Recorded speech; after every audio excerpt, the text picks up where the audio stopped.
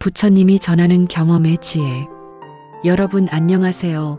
오늘은 우리 삶에서 가장 중요하지만 가장 간과되기 쉬운 주제에 대해 이야기하려 합니다. 바로 경험의 지혜입니다. 잠시 이런 경험을 떠올려 보세요. 부모님이 그렇게 하지 말라고 100번도 넘게 말씀하셨는데 결국 그대로 했다가 후회한 경험. 친구가 저 사람 조심하라고 경고했는데 무시했다가 배신당한 경험. 책에서 수없이 읽었던 내용인데 정작 내일이 되니 전혀 실천하지 못한 경험. 왜 그럴까요? 왜 우리는 100번 들은 이야기도 정작 직접 겪기 전까지는 진정으로 이해하지 못할까요? 이것은 단순히 우리가 고집스럽거나 어리석어서가 아닙니다. 이것은 인간 본성의 근본적인 특징입니다. 부처님께서는 이미 2500년 전에 이 진리를 꿰뚫어 보셨습니다. 진리는 경험이어서 가르칠 수 없다. 이 한 문장 속에 얼마나 깊은 지혜가 담겨 있는지 오늘 함께 탐구해 보겠습니다. 먼저 현대를 살아가는 우리의 상황을 보겠습니다. 우리는 역사상 그 어느 때보다 많은 정보에 둘러싸여 있습니다. 인터넷에는 무수한 지식이 있습니다. 유튜브에는 수많은 강의가 있습니다. 서점에는 셀 수 없이 많은 자기계발서가 있습니다. 성공하는 법, 행복해지는 법, 돈 버는 법, 사랑받는 법, 건강해지는 법, 모든 것을 가르쳐주는 콘텐츠가 넘쳐납니다. 그런데 아이러니하게도 우리는 여전히 같은 문제로 고민합니다. 여전히 같은 실수를 반복합니다.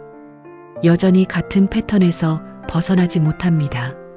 왜일까요? 지식이 부족해서일까요? 아닙니다. 우리는 이미 충분히 많이 알고 있습니다. 문제는 아는 것과 행하는 것 사이에 거대한 간극이 있다는 것입니다. 더 정확히 말하면 듣는 것과 깨닫는 것 사이에 건널 수 없는 강이 있다는 것입니다. 그 강을 건너는 유일한 방법이 바로 경험입니다.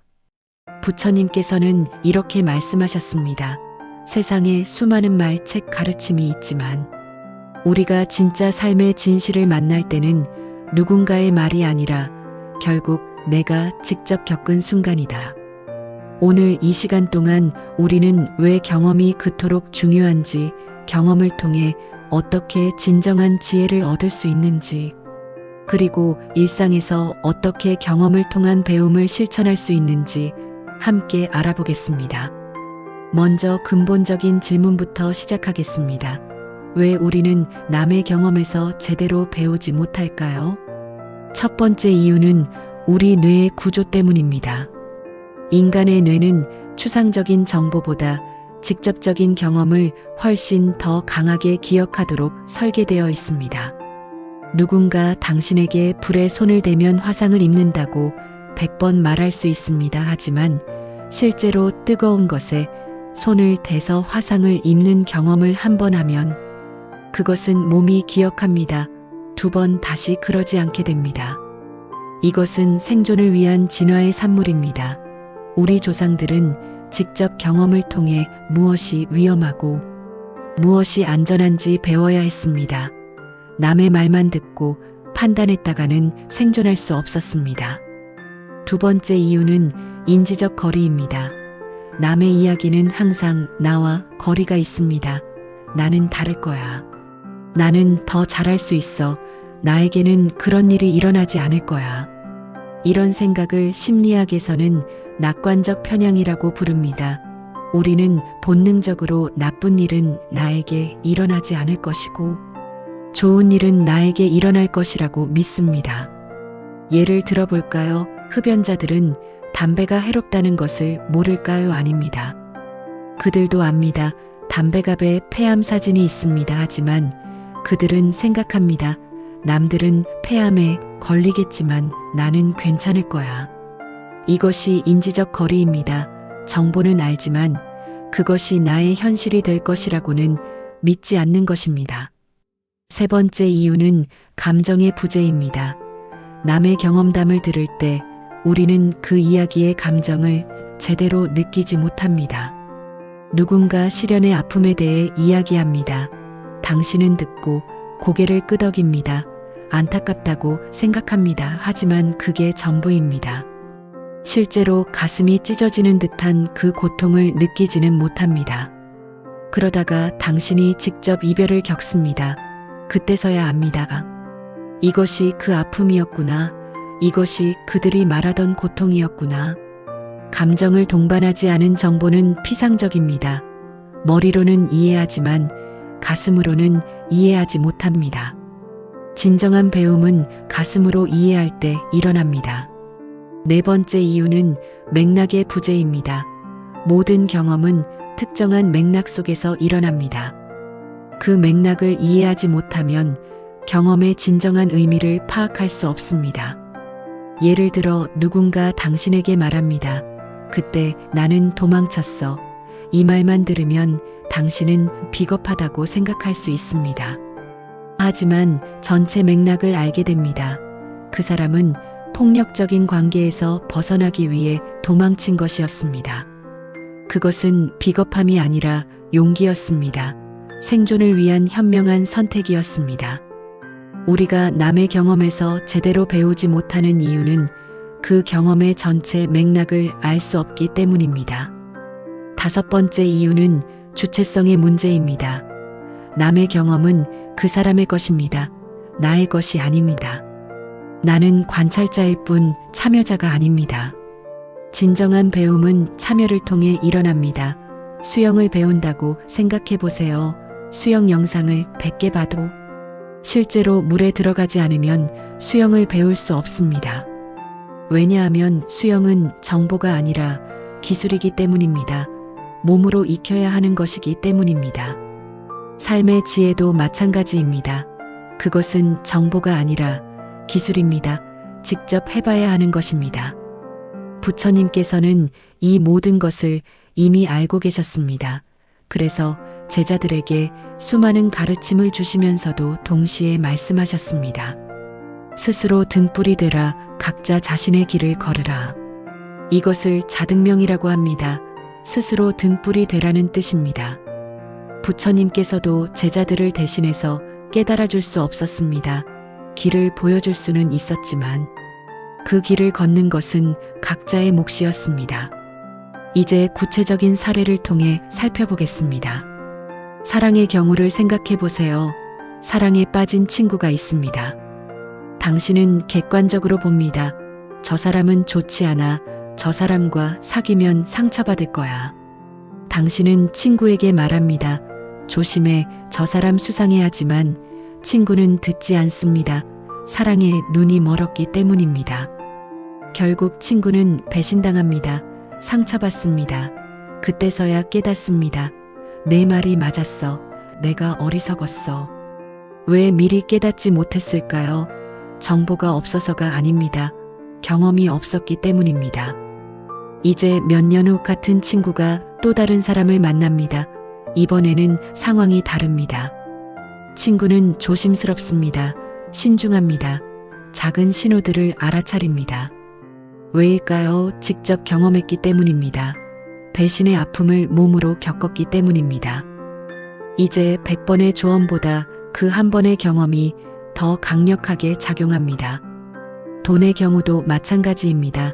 부모님이 평생 말씀하십니다. 돈 관리 잘해라. 저축해라. 빚지지 마라. 젊을 때는 듣지 않습니다. 나중에 생각하면 돼. 지금은 즐기고 싶어. 카드를 긁습니다. 대출을 받습니다. 그러다가 어느 날 빚에 시달립니다. 이자가 눈덩이처럼 불어납니다. 잠을 이룰 수 없습니다. 스트레스로 건강이 나빠집니다. 그때서야 깨닫습니다. 부모님 말씀이 맞았구나. 그때 저축할 걸, 그때 절제할 걸. 하지만 이미 늦었습니다. 경험을 통해 배웠지만 대가가 컸습니다. 건강도 그렇습니다. 의사가 말합니다. 운동하세요. 담배 끊으세요. 술 줄이세요. 채소 드세요. 젊을 때는 대수롭지 않게 생각합니다. 나는 아직 건강해. 조금 더 놀다가 나중에 건강관리해도 돼. 그러다가 어느 날 건강검진에서 이상 신호가 나옵니다. 병원에 입원합니다. 수술을 받습니다. 그때서야 깨닫습니다. 건강이 최고구나. 그때 관리할 걸, 그때 의사 말을 들을 걸. 하지만 이미 몸은 망가졌습니다. 이런 사례들이 우리에게 말해주는 것은 무엇일까요? 인간은 직접 겪어야만 진정으로 배운다는 것입니다. 그렇다면 이것은 비극일까요? 우리는 모든 실수를 직접 겪어봐야만 할까요? 모든 고통을 직접 맛봐야만 배울 수 있을까요? 다행히도 그렇지는 않습니다. 부처님께서는 중도를 말씀하셨습니다. 남의 경험에서 완전히 배울 수는 없지만 그것을 참고할 수는 있습니다. 씨앗으로 받아들일 수는 있습니다. 부처님께서는 아름다운 비유를 사용하셨습니다. 스승의 말은 씨앗이다. 진짜 열매는 내 내면에서 맺힌다. 이 비유를 깊이 살펴보겠습니다. 씨앗은 무엇을 합니까? 씨앗은 가능성을 품고 있습니다. 거대한 나무가 될 수 있는 잠재력이 있습니다. 하지만 씨앗 자체는 나무가 아닙니다. 씨앗이 나무가 되려면 무엇이 필요합니까? 첫째, 땅이 필요합니다. 씨앗이 뿌리내릴 토양이 있어야 합니다. 우리 마음이 그 토양입니다. 받아들일 준비가 된 마음, 열린 마음이 필요합니다. 둘째, 물이 필요합니다. 씨앗에 생명을 불어넣는 물. 우리의 경험이 그 물입니다. 직접 겪는 일상의 경험들이 씨앗에 생명을 줍니다. 셋째, 햇빛이 필요합니다. 성장을 돕는 따뜻한 햇빛, 우리의 노력과 의지가 그 햇빛입니다. 넷째, 시간이 필요합니다. 씨앗이 싹을 틔우고 자라서 나무가 되기까지는 시간이 걸립니다. 인내가 필요합니다. 이 모든 것이 함께할 때 비로소 씨앗은 나무가 됩니다. 스승의 말씀이 진정한 지혜가 됩니다. 구체적으로 어떻게 작동하는지 볼까요? 당신이 책에서 읽습니다. 화가 날 때는 깊게 호흡하라. 이것이 씨앗입니다. 정보입니다. 어느 날 직장에서 상사가 부당하게 대합니다. 화가 치밀어 오릅니다. 그 순간 문득 생각납니다. 그 책에서 읽었던 거. 호흡. 당신은 시도합니다. 깊게 숨을 들이쉽니다. 천천히 내쉽니다. 놀랍게도 조금 진정됩니다. 이것이 첫 번째 경험입니다. 물을 준 것입니다. 씨앗이 싹을 틔우기 시작합니다. 하지만 한 번으로는 부족합니다. 다음에 또 화가 나는 상황이 옵니다. 이번에는 호흡을 잊어버리고 화를 냅니다. 후회합니다. 그래도 괜찮습니다. 실패도 경험입니다. 실패를 통해서도 배웁니다. 다음번에는 기억해야겠다고 다짐합니다. 시간이 지나면서 여러 번 시도합니다. 때로는 성공하고 때로는 실패합니다. 하지만 점점 나아집니다. 어느덧 화가 날 때 자동으로 호흡을 하게 됩니다. 의식하지 않아도 몸이 반응합니다. 이제 그것은 더 이상 책에서 읽은 정보가 아닙니다. 내 것이 되었습니다. 체득한 것입니다. 나무가 된 것입니다. 이것이 씨앗이 열매가 되는 과정입니다. 중요한 것은 이 과정에서 반드시 직접 경험이 필요하다는 것입니다. 책을 100번 읽어도 실제로 화가 나는 상황에서 시도해보지 않으면 절대 내 것이 되지 않습니다. 부처님의 가르침도 마찬가지입니다. 경전을 달달 외운다고 해서 깨달음을 얻는 것이 아닙니다. 그 가르침을 실제 삶에서 적용하고 경험해야 합니다. 한 제자가 부처님께 물었습니다. 스승님, 경전을 얼마나 많이 읽어야 깨달음을 얻습니까? 부처님께서 대답하셨습니다. 경전을 10,000번 읽어도 실천하지 않으면 한 번도 읽지 않은 것과 같고, 경전을 한 번만 읽어도 그것을 실천하면 10,000번 읽은 것보다 낫다. 이것이 경험의 힘입니다. 이제 남의 경험과 내 경험의 차이를 더 깊이 살펴보겠습니다. 남의 경험에서 우리는 무엇을 얻을 수 있을까요? 첫째, 방향을 얻습니다. 이쪽으로 가면 위험하다, 저쪽으로 가면 안전하다, 이런 정보를 얻습니다. 이것은 가치가 있습니다. 덕분에 어떤 실수는 피할 수 있습니다. 둘째, 희망을 얻습니다. 다른 사람이 극복했다면 나도 할 수 있다. 이런 용기를 얻습니다. 셋째, 위로를 얻습니다. 나만 힘든 게 아니구나. 다른 사람도 같은 어려움을 겪었구나. 이런 공감을 얻습니다. 이것들은 모두 중요합니다. 하지만 이것으로는 부족합니다. 내 경험은 무엇을 줄까요? 첫째, 확신을 줍니다. 남의 말은 의심할 수 있습니다. 정말 그럴까? 내 경우는 다를 수도 있지 않을까? 하지만 내가 직접 겪은 것은 의심할 수 없습니다. 나는 안다. 왜냐하면 내가 겪었기 때문이다. 이것은 흔들리지 않는 확신입니다. 둘째, 변화를 줍니다. 정보는 생각을 바꿀 수 있지만 경험은 사람을 바꿉니다. 경험은 우리의 신경회로를 재구성합니다. 습관을 바꿉니다. 성격을 변화시킵니다. 셋째, 지혜를 줍니다. 지식과 지혜는 다릅니다. 지식은 머리에 있는 것이고 지혜는 온몸에 스며든 것입니다. 경험을 통해서만 진정한 지혜를 얻습니다. 실제 사례를 보겠습니다. 한 젊은이가 사업을 시작하려 합니다. 주변 사람들이 말합니다. 사업은 어려워. 10개 중 9개가 망해. 신중하게 생각해봐. 젊은이는 듣지 않습니다. 나는 다를 거야. 나는 준비를 많이 했어. 열정도 있어. 사업을 시작합니다. 처음에는 잘 됩니다. 하지만 곧 어려움이 닥칩니다. 고객이 떠납니다. 자금이 부족합니다. 직원이 문제를 일으킵니다. 1년 후 사업은 실패합니다. 빚만 남습니다. 젊은이는 좌절합니다. 하지만 몇 년 후 그는 다시 사업을 시작합니다. 이번에는 다릅니다. 신중합니다. 작게 시작합니다. 현금 흐름을 중요하게 여깁니다. 고객의 소리를 경청합니다. 왜일까요? 직접 경험했기 때문입니다. 실패의 아픔을 몸으로 겪었기 때문입니다. 이번에는 성공합니다. 누군가 묻습니다. 성공의 비결이 뭡니까? 그는 대답합니다. 실패를 경험한 것입니다. 책으로는 배울 수 없는 것들을 실패를 통해 배웠습니다. 이것이 경험의 가치입니다. 또 다른 사례입니다. 한 여성이 독신으로 살아왔습니다. 결혼한 친구들이 말합니다. 결혼은 쉽지 않아. 많은 희생이 필요해 하지만 보람도 있어. 그녀는 이해하지 못합니다. 그게 뭐가 힘들다는 거지. 사랑하면 되는 거 아냐? 40대에 결혼합니다. 처음에는 행복합니다. 하지만 곧 현실을 마주합니다. 배우자와 의견이 다릅니다. 생활 방식이 다릅니다. 서로의 가족이 개입합니다. 경제적 부담이 있습니다. 힘듭니다. 때로는 후회합니다. 하지만 견뎌냅니다. 대화합니다. 타협합니다. 이해합니다. 몇 년 후 누군가 그녀에게 묻습니다. 결혼이 어떤가요? 그녀는 대답합니다. 말로는 설명할 수 없어요.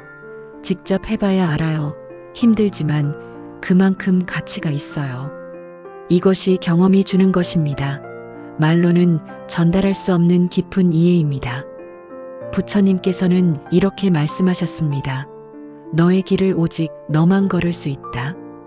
아무리 사랑하는 부모도 자식의 길을 대신 걸어줄 수 없습니다. 아무리 지혜로운 스승도 제자의 길을 대신 걸어줄 수 없습니다. 각자가 직접 걸어야 합니다.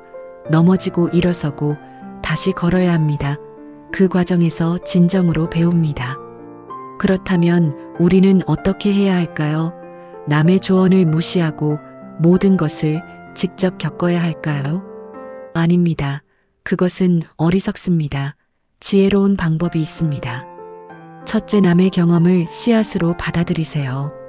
그것을 완전한 진리로 받아들이지도 말고 완전히 무시하지도 마세요. 가능성으로 받아들이세요. 둘째, 작은 것부터 직접 경험해 보세요. 큰 실수를 하기 전에 작은 실험을 하세요. 예를 들어 사업을 크게 벌이기 전에 작게 시작해 보세요. 부업으로 테스트해 보세요. 셋째, 경험에서 배우려는 의식을 가지세요. 단순히 경험하는 것으로는 부족합니다. 경험을 반성하고 그것에서 배움을 추출해야 합니다. 넷째, 같은 실수를 반복하지 않도록 기록하세요. 일기를 쓰세요. 무엇을 경험했고 무엇을 배웠는지 기록하세요. 5째, 실패를 두려워하지 마세요. 실패도 경험입니다. 실패에서 배우는 것이 성공에서 배우는 것보다 많습니다. 이제 구체적으로 일상에서 어떻게 경험을 통해 배울 수 있는지 알아보겠습니다. 먼저 관계에서의 경험입니다. 사람은 책으로 배울 수 없습니다. 아무리 많은 심리학 책을 읽어도 실제 관계의 복잡함을 완전히 이해할 수는 없습니다. 좋은 경청자가 되는 법을 책에서 읽습니다. 고개를 끄덕이세요. 눈을 맞추세요. 판단하지 마세요. 하지만 실제로 누군가 당신에게 깊은 고민을 털어놓을 때 당신은 당황합니다. 뭐라고 말해야 할지 모릅니다. 조언을 하려다가 상대를 더 힘들게 합니다. 경험을 통해 배웁니다. 때로는 조언이 필요한 게 아니라 그저 들어주는 것만으로 충분하다는 것을, 때로는 침묵이 어떤 말보다 강하다는 것을, 때로는 포옹 하나가 1000마디 말보다 낫다는 것을. 이런 것들은 책에 쓰여 있어도 직접 경험하지 않으면 진정으로 이해할 수 없습니다. 갈등 해결도 마찬가지입니다. 이론적으로는 압니다. 냉정하게 대화하세요. 상대 입장에서 생각하세요. 윈윈을 추구하세요. 하지만 실제로 배우자와 심하게 다툴 때는 어떻습니까? 감정이 앞섭니다. 이성이 마비됩니다. 상처 주는 말을 내뱉습니다. 나중에 후회합니다. 왜 그렇게 말했을까? 다음에는 잘해야지. 하지만 또 비슷한 상황이 오면 또 같은 실수를 합니다. 여러 번 반복합니다. 그러다가 어느 순간 조금씩 달라집니다. 화가 나는 순간 잠깐 멈출 수 있게 됩니다. 심호흡을 합니다. 잠시 자리를 피합니다. 이것이 경험을 통한 배움입니다. 머리로 아는 것을 몸으로 익히는 과정입니다. 육아도 마찬가지입니다. 아이를 낳기 전에 육아서를 수십 권 읽습니다. 이렇게 하면 된다. 저렇게 하면 안 된다. 모든 것을 알 것 같습니다. 하지만 아이가 태어나는 순간 모든 것이 달라집니다. 책에 있는 대로 되지 않습니다. 아이마다 다릅니다. 상황마다 다릅니다. 밤새 울어대는 아기를 안고 있을 때 당신은 깨닫습니다. 이것은 책으로 배울 수 있는 게 아니구나. 직접 겪어봐야 아는 거구나. 시간이 지나면서 당신만의 방법을 찾습니다. 당신 아이에게 맞는 방법을, 아침형 인간 육아법도 아니고 저녁형 인간 육아법도 아닌 당신과 당신 아이만의 방법을. 이것이 경험의 지혜입니다. 일에서도 마찬가지입니다. 신입사원 때 선배가 알려줍니다. 이렇게 하면 돼, 저렇게 하면 안 돼. 당신은 듣고 이해합니다. 하지만 실제로 일을 해보면 전혀 다릅니다. 이론과 실전은 다릅니다. 실수를 합니다. 혼이 납니다. 야근을 합니다. 스트레스를 받습니다. 하지만 이 과정을 통해 진짜로 배웁니다. 단순히 업무를 처리하는 방법만이 아니라 사람을 대하는 법, 정치를 하는 법, 스트레스를 관리하는 법. 10년 차가 되었을 때 당신은 전문가가 됩니다. 하지만 그 전문성은 책에서 나온 것이 아닙니다. 10년의 경험에서 나온 것입니다. 누군가 당신에게 묻습니다. 어떻게 그렇게 잘하세요? 비결이 뭐예요? 당신은 대답합니다. 경험입니다. 수없이 실수하고 수없이 배운 경험입니다. 돈 관리도 경험입니다. 재테크 책을 읽습니다. 저축하라, 투자하라, 복리의 마법을 활용하라. 이해합니다. 하지만 실천하지 않습니다. 당장 쓰고 싶은 것이 많습니다. 나중에 해도 되지 않나? 그러다가 30대 중반이 됩니다. 주변 친구들은 집을 샀는데 당신은 여전히 월세입니다. 저축한 돈이 없습니다. 그때 깨닫습니다. 아, 진짜 저축을 해야 하는구나. 이제는 더 이상 미룰 수 없구나.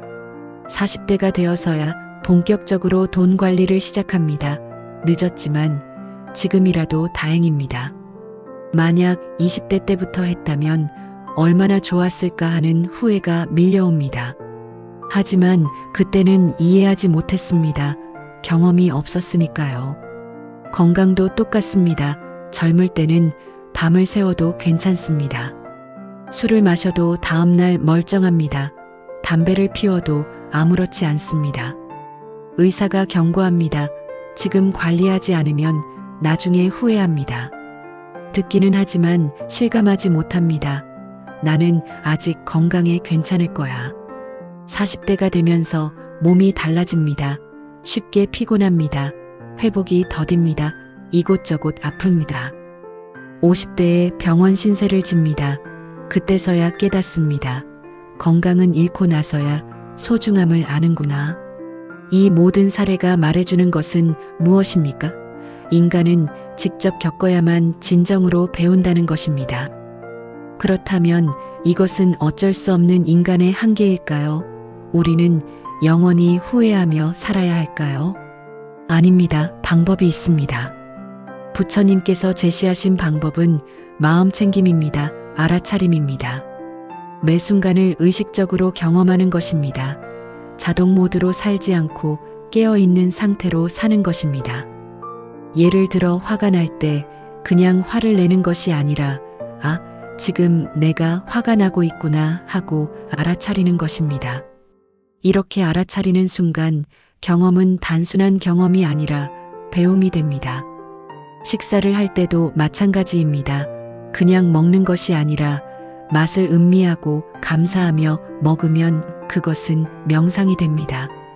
걸을 때도 그냥 걷는 것이 아니라 발이 땅에 닿는 감각을 느끼며 걸으면 그것은 수행이 됩니다. 이렇게 일상의 모든 순간을 의식적으로 경험하면 같은 시간을 살아도 훨씬 더 많이 배웁니다. 또 하나 중요한 것은 반성입니다. 경험을 경험으로 끝내지 않고 그것에서 배움을 추출하는 것입니다.